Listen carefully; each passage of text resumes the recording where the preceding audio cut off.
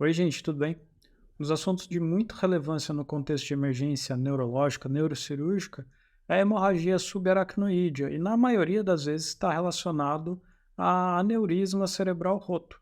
Hoje a gente vai discutir isso daí, vamos ver os achados de imagem, né, e algumas coisas relacionadas. Vamos lá.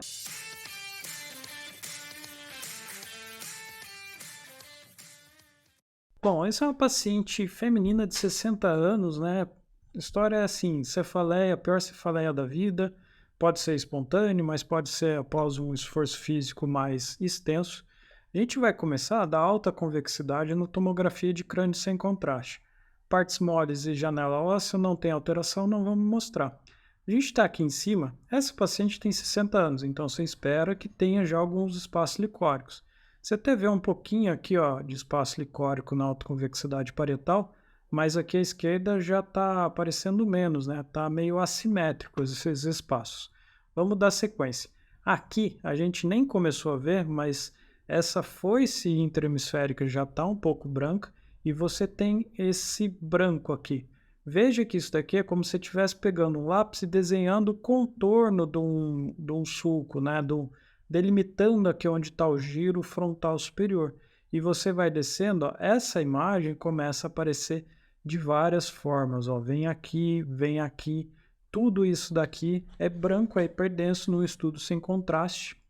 Isso daqui é sangue recente. E olha só, ele vai desenhando esses sulcos, vai preenchendo os sulcos e desenhando esse sulco. Você vai descendo, essa hiperatenuação se estende para essa parte aqui, ó, vai fazendo esse desenho, começa a aparecer esse desenho aqui. Isso daqui o que que é? A face lateral da fissura silviana, né, do nosso sulco lateral. Então, tudo isso daqui é uma hemorragia subaracnoídea. Você tem na alta convexidade, né, mas ela se estende aqui na fissura silviana e você vai descendo, veja como ó, aqui está preenchendo o sulco, preenche o sulco, aqui nessa parte preenche também essa parte mais inferior, indo aqui em direção à foice interhemisférica, mas está preenchendo muito a fissura silviana e todas as cisternas da base aqui ó, estão preenchidas, a cisterna supracelular, paracelular, vem aqui ó, preenche a fossa interpeducular, cisterna perimesencefálica, crural, ambiente, né? Só não está vendo mais aqui posteriormente, mas tudo isso daqui, ó, tudo isso é branco, era para a gente estar vendo preto sendo preenchido com líquido, tá branco. Então tudo isso daqui é uma hemorragia subaracnoide. Então é uma hemorragia subaracnoide extensa. Então fizemos o primeiro diagnóstico. Caso você tenha uma dificuldade para identificar a hemorragia subaracnoide, vamos dizer que fosse pouco, só tivesse aqui nessa parte que você pode fazer no começo para ir sensibilizando seu olho? Vem e faz um MIP. Olha só, a gente está aqui, né, com os três eixos. A gente fez um MIP, ó, e esse MIP não está tão espesso. E aqui você deixa na janela de parênquima encefálico. Vamos ver, olha só como ele fica mais bem marcado. Então fica mais fácil de você identificar. Identificou isso, depois você chega, você tira aqui o MIP, deixa fino, aí procura você confirma aquela hemorragia subaracnoide. É como se você estivesse vendo micronódulo pulmonar. É a mesma coisa, o mesmo raciocínio facilita para o nosso olho. Bom, fizemos esse primeiro raciocínio. O que mais que tem nesse caso? Bom, você viu o HSA tão extenso assim, você vai pensar em aneurisma. Geralmente, a área que está com mais sangue é onde teve o sangramento, a origem do sangramento. Então, você vai pensar que vai ser nessa parte. Só que nesse caso está difuso, né? Então fica um pouco mais difícil. Ele tem uma peculiaridade. Você tem muita coisa aqui junto da foice interhemisférica e repare que quando a gente está descendo, quando chega nessa porção aqui, você tem uma área um pouquinho menos branca, né? Um pouco hipoatenuante e tem uma calcificação aqui. Isso daqui nos chama atenção a pensar que pode ser, não estou falando que é, porque a gente está vendo estudo sem contraste, a localização do aneurisma. E nessa posição a gente pensa que é um aneurisma do complexo comunicante anterior. Por quê? Você tem uma bola aqui, algo ovalado, né, hipoatenuante, e você tem essa calcificação. Essa calcificação pode estar na parede do aneurisma. Então faz a gente pensar que ele esteja aqui. A gente vai procurar, claro, em todos os lugares, mas é um sinal para a gente que o aneurisma esteja aqui. Além disso, o que a gente tem que falar nesse estudo sem contraste? Você tem sangramento, você tem que procurar hemoventrículo. E olha só, aqui tem hemoventrículo. Você tem sangue depositado nesse corno posterior do ventrículo lateral esquerdo. Você vai procurar aqui no direito, ó, tem um mínimo. Isso daqui é sangue. Só que você tem também sangue aqui, ó, no terceiro ventrículo, tá vindo aqui, a gente consegue ver, ó, o trajeto do aqueduto mesencefálico. Tem sangue aqui no quarto ventrículo. Eventualmente você teria sangue aqui nos forames de Luschka e Magendie. A gente não está vendo, mas aí se estende aqui com esse componente hemático, vindo até aqui na transição, chegando na porção ali da medula espinal, né? Tudo isso daqui branco é sangue. O sangue irrita, inflama, irrita a granulação de aracnoide. Você tem um problema na absorção glicórica, então você pode ter uma hidrocefalia relacionada a isso.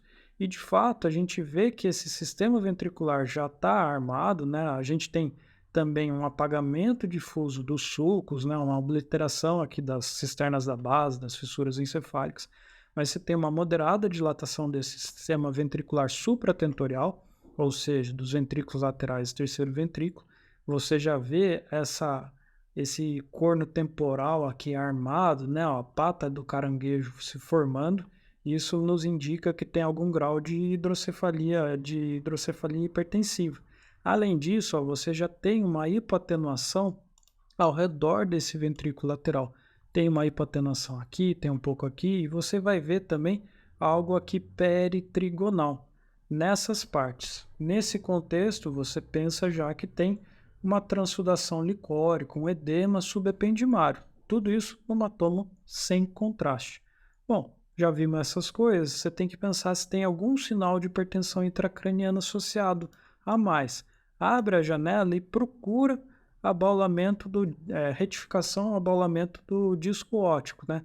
Nesse caso, não parece ter, mas esse complexo bainha nervo óptico, na tomografia a gente não distingue, né, o que é o nervo e o que é a bainha, a gente chama de complexo, ele está ectasiado, está um pouco engurgitado. Então, e com os outros achados, a gente imagina que tem algum grau de hipertensão intracraniana. É isso que a gente tem para falar nessa tomografia sem contraste. Já demos muita informação. Não tem herniação subfalcina, não tem desvio das estruturas da linha mediana e não tem herniação uncal ou tonsilar. Então, terminamos. Agora a gente vai ver a angiotomografia. Na angiotomografia, a gente vai olhar tudo, desde lá do início, né, ver se tem traumatose, se tem ulcerações, etc. Todas as outras coisas, se não tem outros achados. Mas nessa discussão a gente vai direcionar o nosso olho para o sistema intracraniano, arterial intracraniano. Então, quando você tem aneurisma, e toda vez que você estiver olhando uma angiotomografia, principalmente da exame ambulatorial, que pode ter achados incidentais aneurisma, onde que você vai procurar aneurisma? O aneurisma fica nas bifurcações.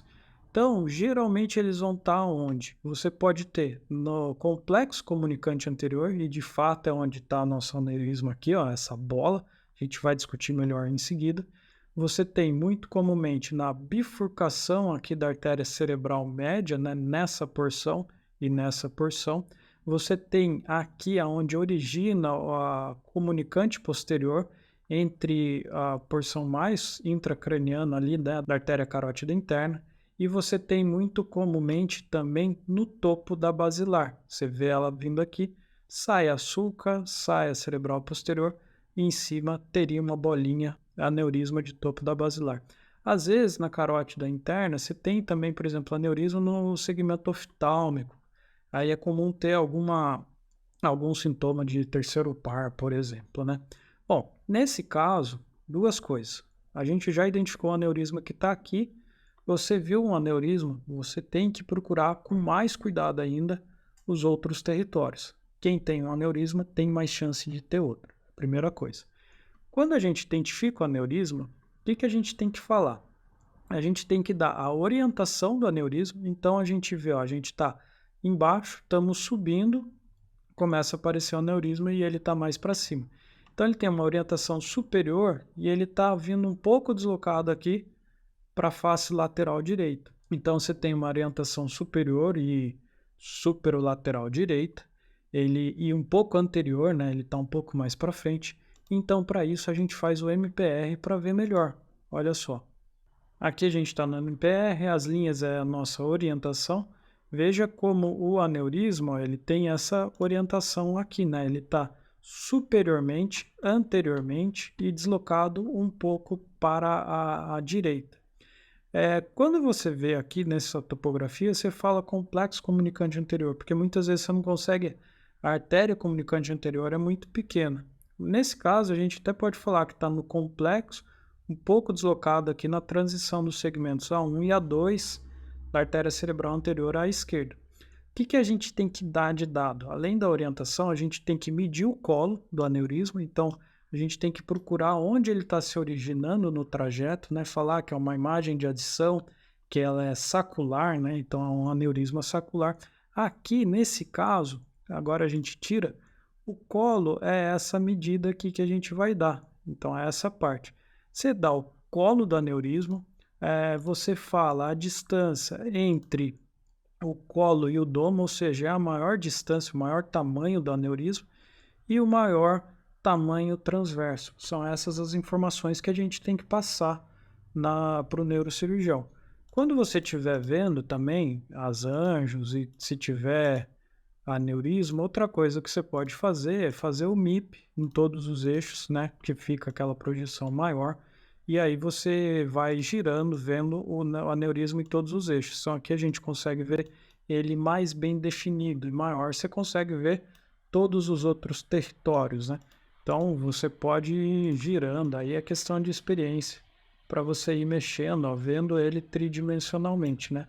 Essa parte aqui é o aneurisma. Aí você brinca no seu software para ver qual que é a melhor forma de medir, orientar e até mesmo fazer as imagens chaves para o neurocirurgião, né? Então, ó, aqui a gente consegue ver muito bem o tamanho dele, tudo, todos aqueles dados.